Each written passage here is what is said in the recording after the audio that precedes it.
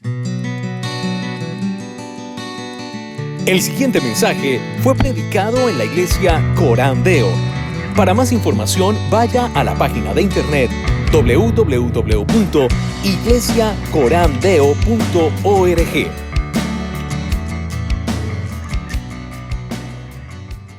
Vamos a Isaías capítulo 9, verso 6, y la palabra del Señor dice: porque un niño nos es dado, hijo nos es dado, y el principado sobre su hombro, y se llamará su nombre admirable, consejero, Dios fuerte, Padre eterno, príncipe de paz. Háblanos, Dios, Señor. Y aquello que no tenemos, Señor, tú provéelo. Aquello que no somos, tú transfórmanos, oh Dios. Aquello que no sabemos, enséñanos. Y que seas tú, mi Dios, el que reciba toda la gloria y la honra en el nombre precioso de Jesús. Amén. Amén.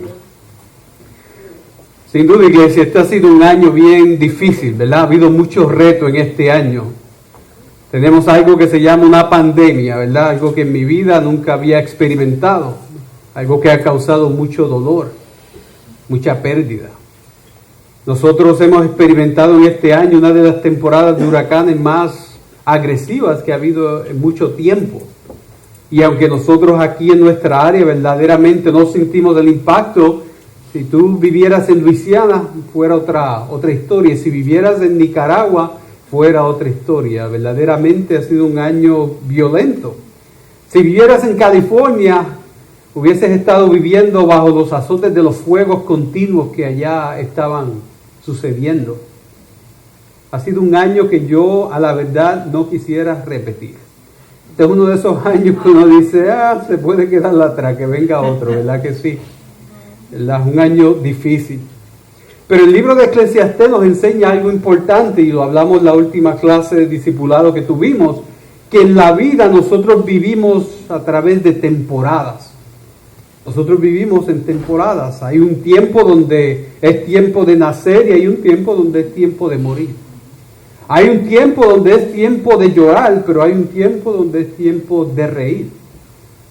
Por lo tanto, nosotros vivimos en distintas temporadas. Y hoy comienza una temporada en el calendario de la iglesia y en el calendario de nuestra vida que se llama el tiempo de Adviento. Adviento habla de una anticipación, habla de una temporada donde nosotros debemos de detenernos a reflexionar y a meditar en la venida del Señor. Y eso tiene un doble significado, porque muchas veces nos enfocamos solamente en la venida de Jesús como niño, el que nació en Belén, el que creció y murió en una cruz. Pero aún más importante que eso es la venida de Jesús cuando suene la trompeta. Cuando Él venga en gloria en una nube. Cuando los muertos se levanten. Cuando su iglesia sea arrebatada, unida con Él en las nubes para entrar en victoria, para reinar por una eternidad. Esa es la venida de Cristo en la cual tenemos que estar enfocados. Tenemos que recordarnos de lo que sucedió en la historia de Jesús y en la historia del hombre, porque fue a través de ese niño, a través de su vida, a través de su muerte, a través de su resurrección, que nosotros encontramos redención y vida eterna. Pero es a través de la venida triunfante de Cristo Rey que nosotros experimentaremos la gloria de Dios por una eternidad. Jesús vendrá. Y nuestro llamado, iglesia, es que nosotros estemos preparados para su venida. Que nosotros estemos preparados en este tiempo de Adviento, no solamente reflexionando en lo que Él va a hacer, pero en quiénes somos nosotros en Él. Y cómo está nuestra vida reflejando la grandeza de Jesús y reflejando las palabras, las promesas de Jesús. Por lo tanto, por los próximos 4 domingos vamos a estar considerando a este Rey, a este Señor, que de acuerdo aquí al profeta Isaías, vino en un tiempo dado, fue profetizado en un tiempo que era bien difícil para ese pueblo de Israel. Él fue profetizado aquí en medio de unas circunstancias bien difíciles. ¿Y cuáles fueron las circunstancias que llevaron a Isaías a escribir este verso 6? Porque todo tiene su contexto, no nos olvidemos de eso. Israel enfrentaba una invasión, una situación bien difícil, y ellos estaban atemorizados y ellos estaban preocupados. Mira lo que dice el capítulo 8, el verso 7. Dice: he aquí, por tanto, que el Señor hace subir sobre ellos aguas de ríos, impetuosas y muchas. Esto es, al rey de Asiria con todo su poder, el cual subirá sobre todos sus ríos y pasará sobre todas sus riberas. Y pasando hasta Judá, inundará y pasará delante, y llegará hasta la garganta, y extendiendo sus alas llenará la anchura de tu tierra, oh Emanuel. Lo que dice aquí está igualando a Asiria, al rey, a ese ejército como un río bien grande. Y dice, ese río va a venir sobre Israel y lo va a inundar. Y va a hacer gran destrucción sobre Israel. Mira lo que dice el verso 22 del capítulo 8. Y mirarán a la tierra, y he aquí tribulación y tinieblas, oscuridad y angustia, y serán sumidos en las tinieblas. Israel se había dado a la idolatría. Israel había traicionado al Señor Jehová que lo sacó de la tierra de Egipto. E Israel entonces tendría que pagar por su pecado. Y vendría desolación y vendría castigo. Y vendría Asiria y tomaría control de la región del norte de Israel donde estaban esas 10 tribus. Y iba a destruirlo todo. Y iba a tomar el pueblo, iba a regar, iba a tomar a toda esa gente y la iba a distribuir por ese imperio de Asiria, porque así es como ellos lidiaban. Ellos los esparcían de una forma que ya no podían ser más un pueblo. Eso es lo que estaba enfrentando esa nación. Y cuando venimos a Isaías capítulo 9, entonces Isaías trae una respuesta a ese temor, dejándoles saber lo que Jehová iba a hacer para redimirles. Porque Jehová los castigaría, pero Dios no los iba a dejar así. El Señor los iba a traer. El Señor los iba a levantar. El Señor no los iba a abandonar. Por lo tanto, Isaías capítulo 9 es una celebración de la esperanza que hay de que este Dios iba a obrar y los iba a traer a ellos a una temporada nueva. Ellos estaban viviendo el 2020 por un tiempito. Y el Señor le dice, no, el 2020 va a pasar. Esta temporada va a pasar. Y va a venir un tiempo nuevo. Y en ese tiempo nuevo tú vas a experimentar un tiempo mejor. Frente a estas circunstancias tan horribles que Israel iba a experimentar, Dios obraría para traerlos a Él. Mira lo que dice ahora el verso 1 del capítulo 9. Dices, mas no habrá siempre oscuridad. No va a haber siempre oscuridad. Mira lo que dice el verso 2. El pueblo que andaba en tinieblas vio gran luz. No iban a estar ya más en esas tinieblas. Mira lo que dice el verso 3. Multiplicaste la gente y aumentaste la alegría. Se alegrarán delante de ti como se alegran en la siega, como se gozan cuando reparten despojos. Aún más, no solamente iban a tener paz, iba a venir luz, se iban a alegrar, pero dice el verso 5 que entonces Dios iba a terminar este conflicto. Porque todo calzado que lleva el guerrero en el tumulto de la batalla y todo manto revolcado en sangre serán quemados pasto de fuego. Ya no iba a haber más guerra. Ya no iba a haber más conflicto. Ahora la pregunta que nos tenemos que hacer es, ¿cómo es que el Señor iba a hacer esto? ¿Cómo es que el Señor iba a traer la paz? ¿Cómo es que el Señor iba a traer la alegría?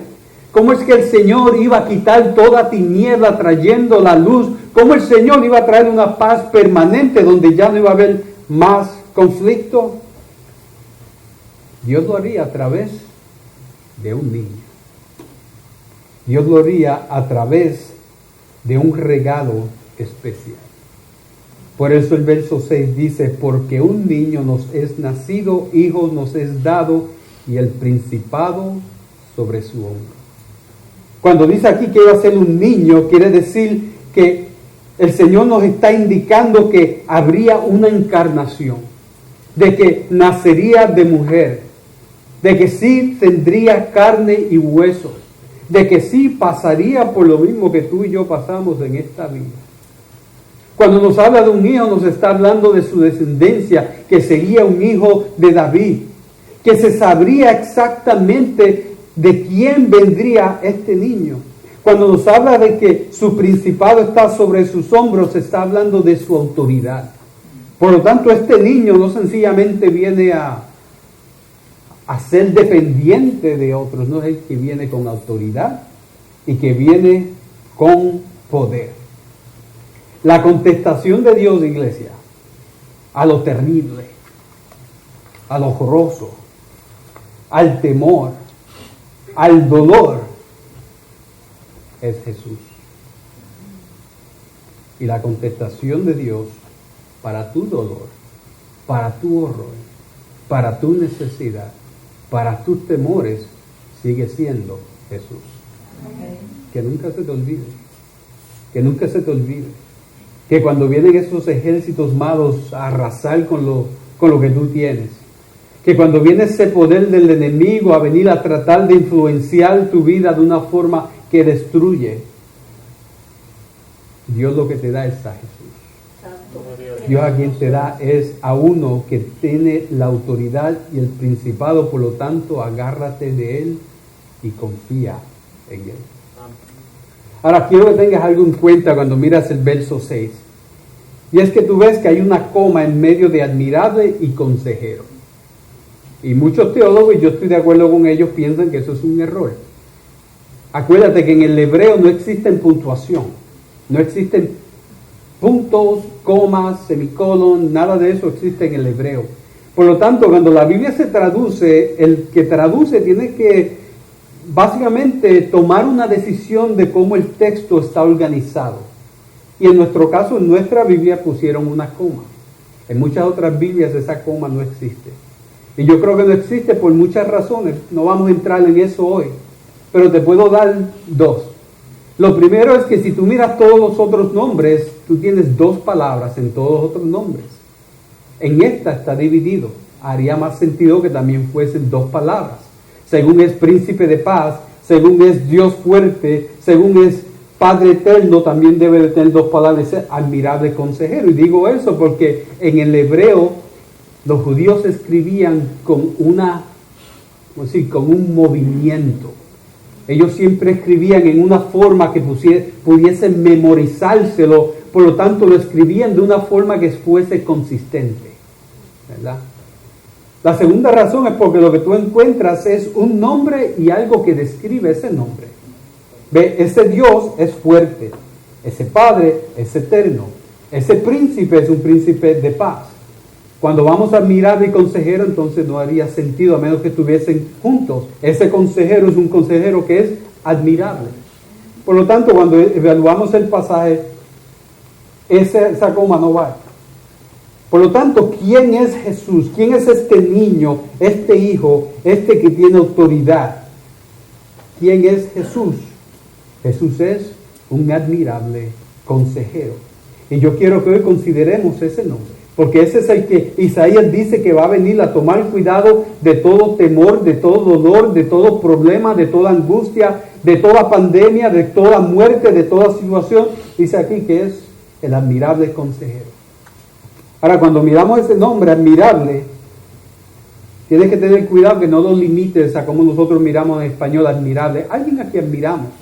Yo admiro a ese hombre que trabaja mucho, ¿verdad? En la Biblia eso se queda muy corto. Admirable es algo de naturaleza extraordinaria que lo hace misterioso. Es algo que es muy difícil de comprender, algo que tú no puedes ni explicar. De hecho, si vamos al libro de Éxodo, capítulo 15,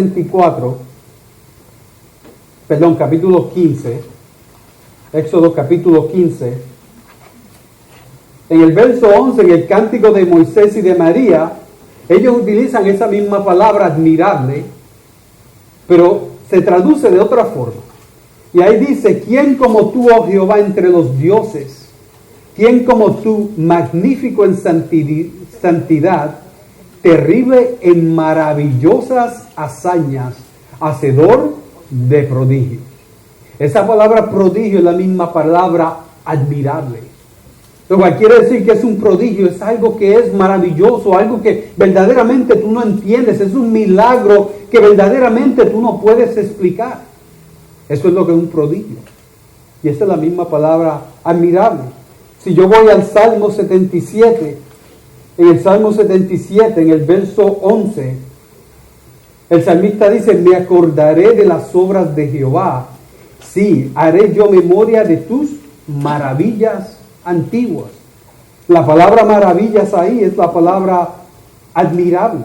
Si voy al verso 14 dice, tú eres el Dios que hace maravillas. Esa palabra maravilla es la palabra admirable.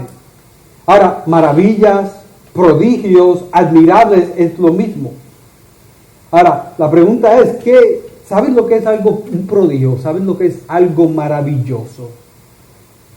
Cuando tú ves algo que es maravilloso, si tú tuvieras que responder a eso, por ejemplo, cuando mi hija nació, que yo vi todo ese pelo rizo, así bien parado, ¿verdad? Cuando la vi naciendo, algo maravilloso, un prodigio de Dios, algo admirable, ¿sabes lo que yo dije? ¡Wow! ¡Wow! Eso es lo único que se puede decir. Frente a algo que es tan maravilloso, es como si tú vas a un lugar como el Gran Cañón, ¿verdad? O las cataratas del Niágara, cuando tú te pones ahí al frente, ¿qué es lo que tú puedes decir? ¡Wow!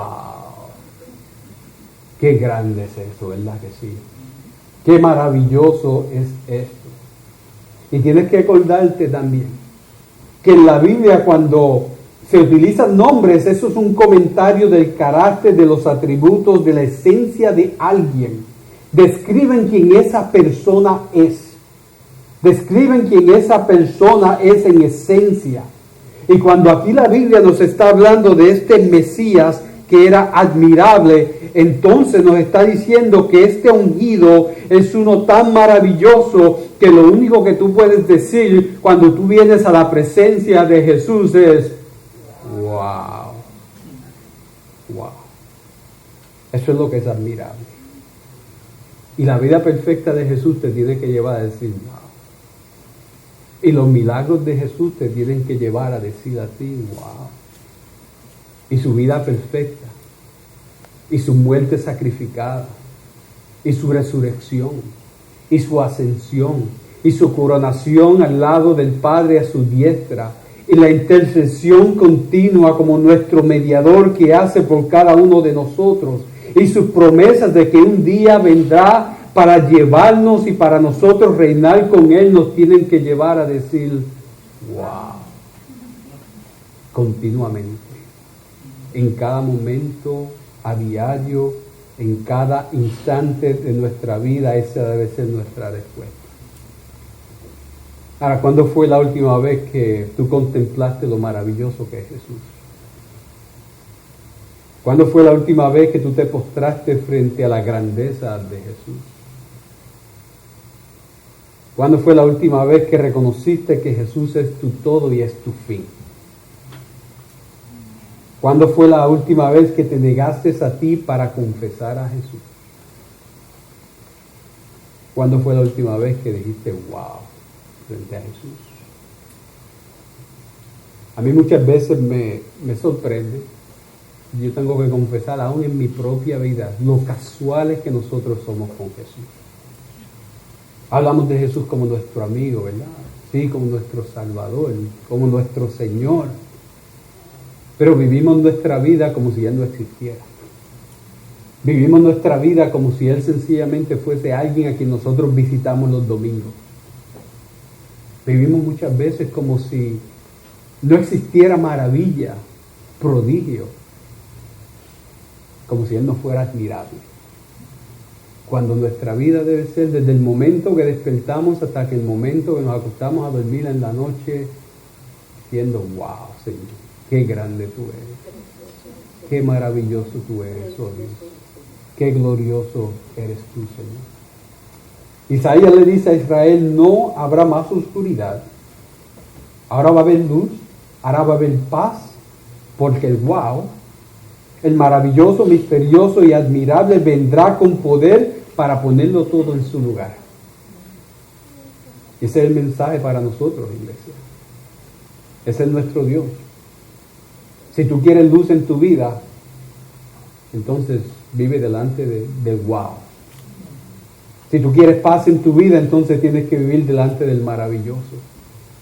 Si tú quieres entonces que en tu vida no haya más oscuridad, entonces tienes que vivir en la presencia de Jesús. Pero no solamente es admirable, pero dice que es consejero. Ahora, cuando tú piensas en consejero, ¿qué te viene a ti a la mente? Bueno, tal vez tú pensarás que es uno que da consejos, ¿verdad? De la misma forma que necesitamos un consejero matrimonial, un consejero de finanzas, o un consejero legal, o un terapista, muchas veces podemos pensar que eso es un consejero.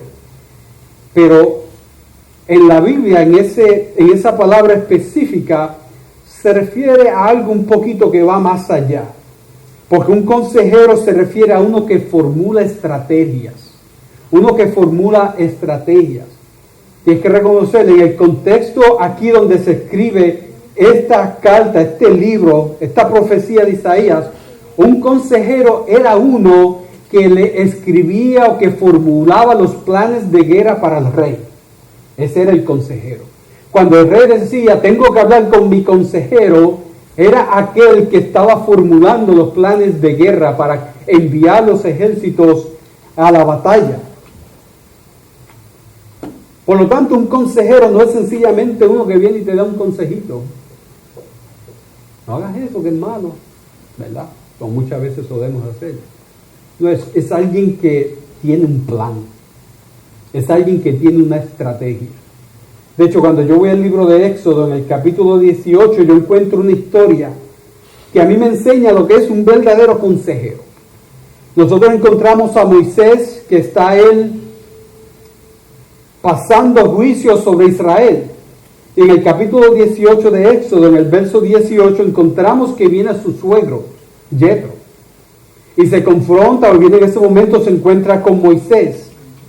Y viene Yetro, su suegro, al ver a Moisés tan cansado, tan asfixiado, con esa fila de gente que está viniendo para ser juzgado, viene Yetro y le dice lo siguiente, en el verso comenzando en el 17. Entonces el suegro de Moisés le dijo, no está bien lo que haces. Eso sería un consejo, ¿verdad? No está bien, pero no lo deja ahí. Viene y le dice, desfallecerás del todo tú y también este pueblo que está contigo, porque el trabajo es demasiado pesado para ti, no podrás hacerlo tú solo. Es un consejo. Verso 19, oye ahora mi voz y te aconsejaré y Dios estará contigo. Está tú por el pueblo delante de Dios y somete tú a los asuntos a Dios. Y enseña a ellos las ordenanzas y las leyes y muéstrales el camino por donde debes andar y lo que han de hacer. Además, dice, escoge tú de entre todo el pueblo varones de virtud, temerosos de Dios, varones de verdad, que aborrezcan la avaricia y ponlos sobre el pueblo por jefes de millares, de centenas, de 50 y de 10. Ellos juzgarán al pueblo en todo tiempo y todo asunto grave lo traerán a ti. Y ellos juzgarán todo asunto pequeño. Así aliviarás la carga de sobre ti y la llevarán ellos contigo. Si esto hicieres y Dios te lo mandare, tú podrás sostenerte y también todo este pueblo irá en paz a su lugar. Y oyó Moisés la voz de su suegro e hizo todo lo que dijo. Ahora, un consejo no es solamente el decirte, oye, estás haciendo algo mal. Pero ¿qué hizo Yetro? Yetro le dio una estrategia completa. Le dijo exactamente lo que tenía que hacer. le dijo paso por paso, paso 1, paso 2, paso 3, paso 4. Esto es lo que tú tienes que hacer para tú entonces poder tomar cuidado de estas circunstancias. Y así el pueblo de Dios no sufrirá. Por lo tanto, cuando él aconsejó, no sencillamente dijo algo breve a favor de Moisés, sino que le dio una estrategia. Por lo tanto, en Isaías, lo que nosotros entendemos y encontramos es que está diciendo cuando llama al Mesías, a este admirable consejero, no es que Jesús va a venir a darte una terapia, como muchos piensan, que venimos los domingos a la iglesia buscando una terapia, ¿verdad? Para sentirnos bien, para elevarnos a un nuevo cielo tal vez, para que se nos paren los pelos, ¿verdad? No. Él no venía a darte un consejo de palabras y no venía a darte su opinión. Jesús vino a darte un plan. Jesús vino a darte una estrategia. Jesús vino para darte algo que va a ser la clave para que entonces tú vivas una vida donde tú no vas a sufrir, donde aquellos que dependen de ti no van a padecer, no van a retornar a la oscuridad y van a poder triunfar. Esto explica entonces que el plan soberano de Dios, ejecutado y traído a través de Jesús, era la solución aquí al problema que tenía Israel, que es la solución para tu problema y para mi problema. Solo el plan de Jesús, iglesia, toma cuidado de tu pecado y te reconcilia con Dios. Es solamente el plan de Jesús que quita el peso de tu conciencia y te puede dar a ti paz y tranquilidad en el alma. Es solamente el plan de Jesús que derrota a Satanás, la carne y el pecado y te ofrece a ti eternidad. Por eso que entonces tú tienes que correr a Jesús cuando el pecado te está atacando. Por eso es que tú tienes entonces que suplicarle a Jesús cuando el dolor te atormenta. Por eso es que tienes que rendirte frente a Jesús cuando la vida no hace sentido y estás confundido. Porque solamente Jesús tiene la estrategia que te permite que entonces tu vida cumpla su propósito. Si Dios tiene un plan para ti y tú no vives de acuerdo a ese plan, tú no vas a vivir conforme al propósito que Dios tiene para ti. Interesante, ¿cuántas veces yo he escuchado, yo quisiera saber cuál es el propósito de Dios para mi vida? Yo le doy una palabra, Jesús. Ese es el propósito de Dios para tu vida. Ámale, hónrale, síguele, obedécele. Y ahí está el propósito de tu vida. Se llama Jesús. Porque Jesús es el consejero que tiene la estrategia de Dios para venir entonces y poner tu vida en orden donde tiene que estar y caminar como tiene que caminar y llegar donde tiene que llegar. ¿Por qué tú encuentras a Juan en el libro de Apocalipsis, en el capítulo 5 llorando? Porque él no encuentra a nadie que pueda quitar esos sellos, ¿verdad? Está llorando, pero ¿qué le dice a él el anciano? ¿Qué le dicen? Tranquilo. El cordero inmolado, el león de la tribu de Jehová, él puede desatar estos sellos. Porque esos sellos son el plan de Dios en su creación y para su creación. Ahora es que yo espero que tú comprendas entonces cuando Jesús dice en su palabra en Juan capítulo 15, permanecer en mí y yo en vosotros, como el pámpano no puede llevar fruto por sí mismo, si no permanece en la vid, así tampoco vosotros, si no permanecéis en mí. Porque es Jesús el que tiene la estrategia de triunfo. Porque es Jesús quien tiene la estrategia de victoria. Porque es Jesús el único que te puede dar entonces a ti el poder, la energía, la vitalidad, la sabiduría, todo lo que tú necesitas para entonces poder dar el fruto de la vida que refleja que la eternidad está en ti.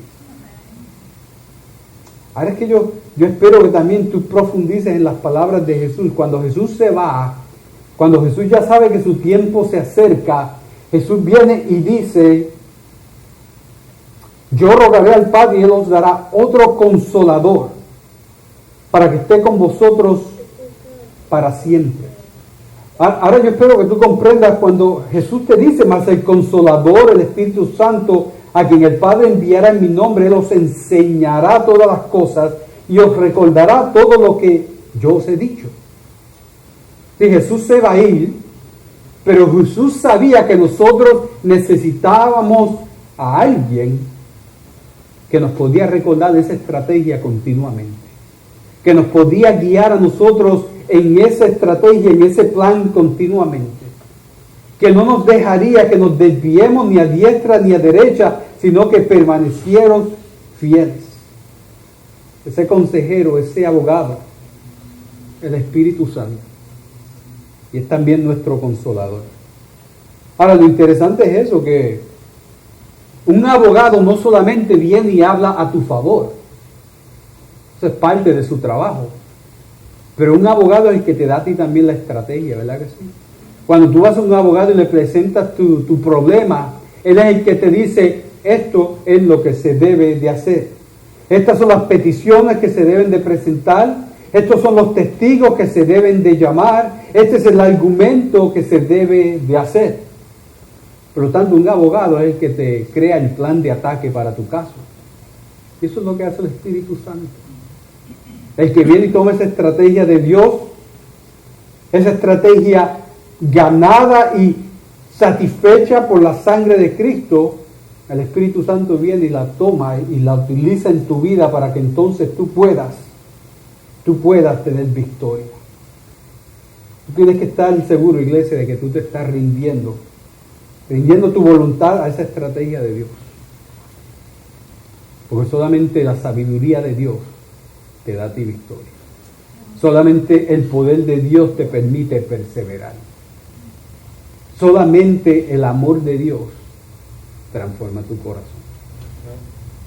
Por lo tanto, cuando Isaías escribe de ese admirable consejero, no es uno que nosotros vamos a admirar por un buen consejo que nos va a dar. No es uno que es tan grande, tan incomprensible, tan misterioso, que viene con tanto poder para darnos a nosotros la estrategia que necesitamos para tener triunfo, victoria total. Por eso es que Isaías dice, no es que tú vas a tener paz, no es que tú vas a estar alegre, no es que ya no va a haber más oscuridad, porque viene un niño, viene un hijo, viene uno que su principado está sobre su hombro. Ahora, ¿qué implica que Jesús es tu admirable consejero? ¿Qué implica esto? Rápidamente. Por cuanto fue en el corazón de Dios, iglesia, que tu redención vio su nacimiento, fue en el corazón de Dios que tu redención fue planeada, porque Él te escogió desde antes de la fundación del mundo, que es el que Dios siempre marcha contigo, no importa lo que suceda en tu vida. ¿Amén? No hay coronavirus que te pueda separar de Dios. No hay huracán, ni fuego, ni tormenta, ni muerte que te pueda separar de Dios. Como dice Romanos capítulo 8, los versos del 39 en adelante, hasta el 39, que no hay nada que te puede separar del amor de Dios que es en Cristo Jesús, Señor nuestro. ¿Por qué? Porque tu redención vio nacimiento en el corazón de Dios. Fue Dios el que planeó tu redención, tú no la planeaste. Fue Dios el que te llamó y el que tocó tu corazón para que tú creyeses. No fuiste que tú escogiste a Dios. Ese es el wow del Señor. Incomprensible para mí. Piensa en esto, por cuanto ese Dios que planeó tu redención es uno tan grande que la única palabra adecuada para describirlo es wow. Quiere decir que entonces todo el poder necesario de Dios está a tu disposición. Él lo planeó. Él camina contigo, Él te escogió, y por cuanto Él es poderoso, quiere decir que ese poder está a tu disposición. Lo único que tú tienes que hacer es doblar rodillas. Lo único que tú tienes que hacer es reconocer la grandeza de Dios. Lo único que tú tienes que hacer es rendir tu voluntad y dejar que Dios sea Dios. Pero todo eso está a tu disposición. Por cuanto el admirable consejero fue probado en todo, pero sin pecado, Él entiende tus batallas. Jesús tuvo carne. Y tengo noticia para ti. Jesús tiene carne. sentado en gloria a la diestra de Dios Padre, Jesús sigue siendo hombre y por siempre será hombre. Y como yo he dicho anteriormente, eso para mí es incomprensible. Que el Dios eterno, que vivió desde por siempre feliz, contento, sin ningún problema, haya decidido el tomar un cuerpo en el cual tiene que vivir por una eternidad, por ti y por ti. Wow. Y por siempre tendrá llagas en sus manos, y en sus pies, y en su frente, y en su costado. Por ti. ¿Cómo no te dará entonces todas las cosas? Eso dice su palabra en Romanos 8. Ahora, por cuanto el admirable consejero fue quien planeó tu adopción, entonces Él tiene cuidado de ti, como dice 1 de Pedro capítulo 5, verso 7. Él tiene cuidado de vosotros, echando toda vuestra ansiedad sobre Él, porque Él tiene cuidado de vosotros. Ese es tu Dios, iglesia.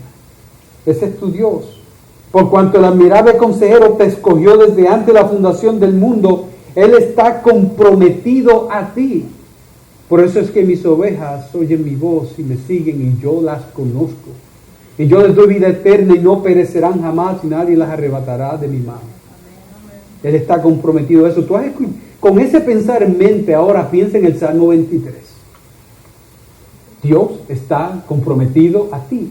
Jehová es mi pastor, nada me faltará, porque Él está comprometido a mí. En verdes prados, Él me hará descansar. Junto a aguas de reposo me pastoreará. Consolará mi alma. Me guiará por sendas de justicia por amor de su nombre. Y aunque ande en valle de sombra de muerte, no tengo que tener miedo. Él está conmigo, porque Él está comprometido a mí. Y te sigue dando promesas en ese salmo. ¿Por qué? Porque Jehová está comprometido totalmente a ti. Y por ese compromiso, entonces, ese admirable consejero te cuida a través de su palabra, a través de su espíritu, a través de su iglesia.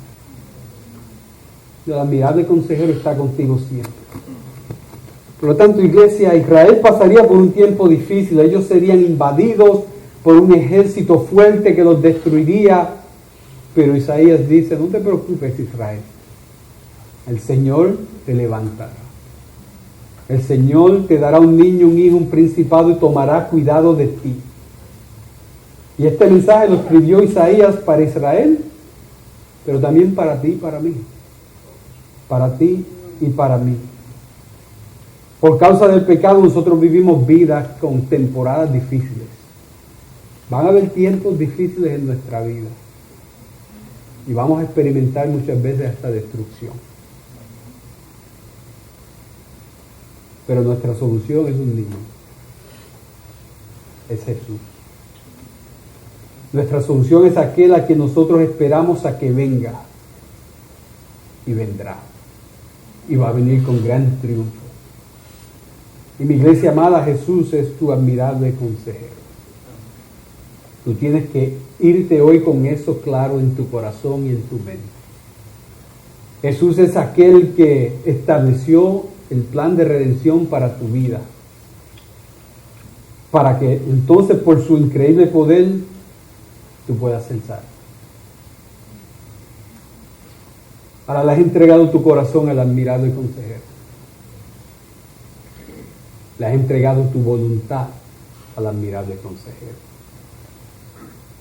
Te has propuesto el tú seguirle fielmente.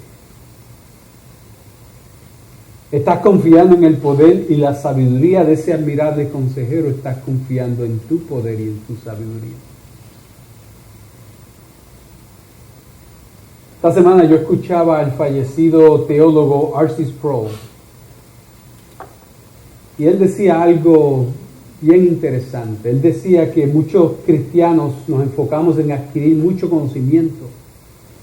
Y lo único que hacemos es convertirnos en pecadores sofisticados. Pecadores con mucho conocimiento. Pero no nos convertimos en pecadores reformados. Pecadores que ahora viviendo tras la estrategia de Dios vivimos vidas nuevas, transformadas, santas. Mi consejo a ti es: no dejes que eso te pase a ti. No solamente escuches lo que yo te estoy diciendo hoy, no solamente adquieras conocimiento y continúa siendo un pecador sofisticado. Escucha lo que te digo de Jesús, y en Jesús tú ser un pecador reformado, que cambia, que busca santidad, que deja su pecado atrás, que honra a Dios, que ama a Dios. Por tanto, ven a la cruz de ese admirable consejero y hónrale reformando tu vida, entregando tu voluntad, aceptando la realidad de que solamente Él puede socorrerte a ti en el tiempo de dificultad, en esas temporadas de la vida que van a llegar. El admirable consejero se merece un wow bien grande, un wow bien grande en tu corazón. Dáselo hoy y dáselo ya. Amén. Oh bendito Dios, Señor, que reconozcamos tu grandeza, mi Dios, tu poder, tu amor. Y que en medio de estas temporadas, mi Dios, nos tornemos solamente a uno, mi Dios, a ese admirable consejero, a Jesús. Que en estas temporadas en nuestra vida, mi Dios, nosotros no busquemos, Señor, la sabiduría del mundo, sino busquemos la sabiduría que proviene de lo alto. Oh Señor, en este día yo te ruego, te pido, Señor, que toques cada corazón aquí en este santuario y que nos convenza, mi Dios, de nuestra necesidad de ser reformados, Señor. Que no sencillamente escuchemos palabras, mi Dios, para obtener más conocimiento que no nos lleve a cambio, Señor, pero que obtengamos sabiduría que es en Cristo Jesús, quien es nuestra sabiduría. Oh Señor, trae salvación a este lugar. Oh Señor, trae de tu poder y de tu amor. Y que en este tiempo de Adviento, mi Dios, anticipemos tu gloriosa venida, mi Dios. Y que con nuestros ojos puestos en Jesús, Señor, nos enfoquemos en tu reino y en tu justicia. Glorifícate hoy, Señor. En Jesús oramos. Amén.